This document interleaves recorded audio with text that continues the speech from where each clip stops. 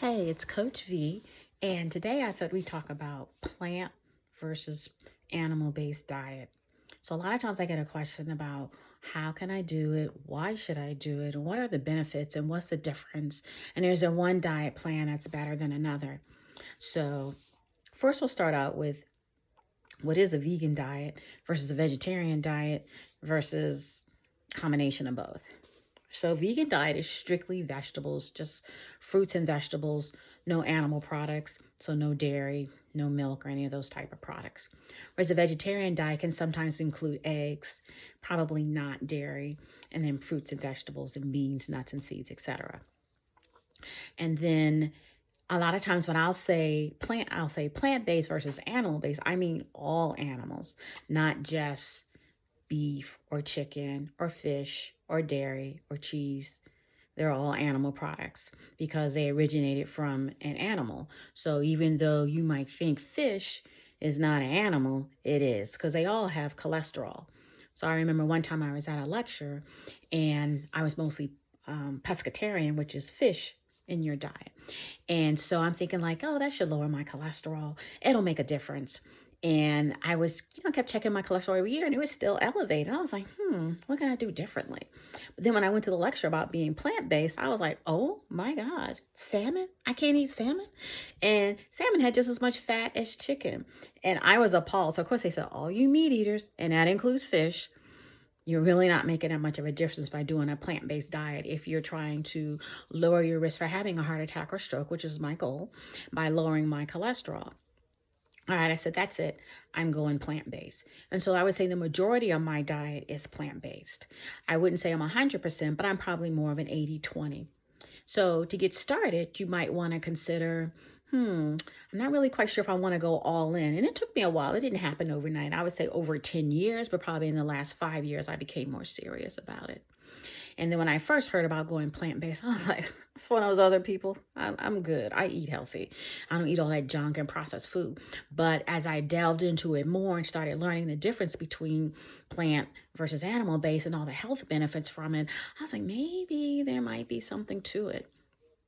The studies have shown that people who are more plant-based or may include eggs in their diet sometimes have decreased risk for having a heart attack or stroke as opposed to people who eat animals, whether it's fish, chicken, or beef. So that was a motivating force.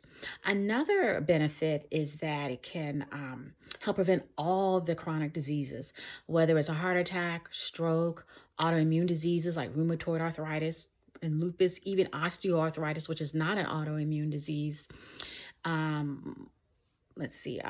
So many cancers, especially breast cancer, prostate cancer, they can all benefit from doing more plant-based diet, which are some of the common ailments that, I see in my practice and that most people generally treat as far as what affects Americans, except for those that are plant-based.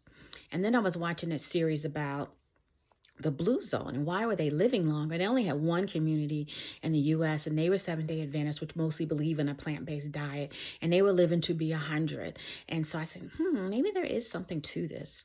So a way to get started with doing a plant-based diet is you might want to consider, well, maybe I could do the 2-2-2 rule.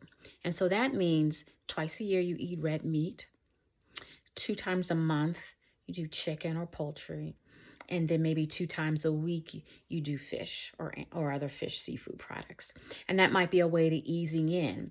And then on the other hand, you could do plant-based, and that would include things like beans, any bean you want, tofu, and there are a lot of varieties of tofu now, soy products, nuts and seeds, and fruits and vegetables. So those are some of the ways you can introduce plants into your diet.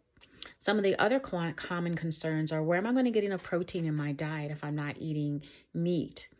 And it came to find out when they compared patients who ate or people who eat meat versus those who are plant-based, they got about the same amount of protein.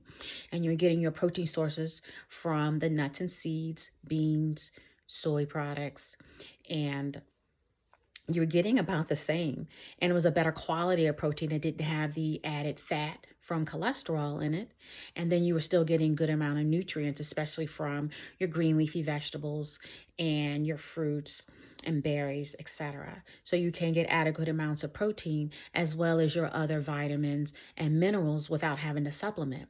And then people who generally have a non-plant-based diet, they usually are not getting enough of their nutrients and have to take outside sources like vitamins and supplements in order to get the adequate amounts. For a plant-based diet, you don't have to take a whole lot of extra supplements more than the average population. If you are strictly plant-based, you might need to add some B12 vitamin, which is majority found in animal products. But then again, you still can get a small amount in your plant-based diet. And then as far as like calcium and things like that you usually might get from dairy products, again, you can get it from nuts and seeds, your green leafy vegetables.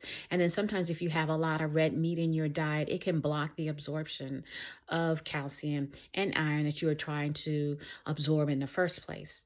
And there are so many associated cancers that are associated with dairy products that it is best to limit that or not at all in your diet. So that kind of sums it up as far as like, what is the benefits of a plant-based versus animal-based, and what's the difference between the two, and what could I do if I wanted to get started doing something like that? Well, I hope you enjoyed this commentary. And if you want additional information, you can check out my website at naturalfamilywellness.com. And if you were interested in doing a consultation with me, you can reach out there and contact me, and I'll be glad to get in touch with you. That's it. Thanks. Bye.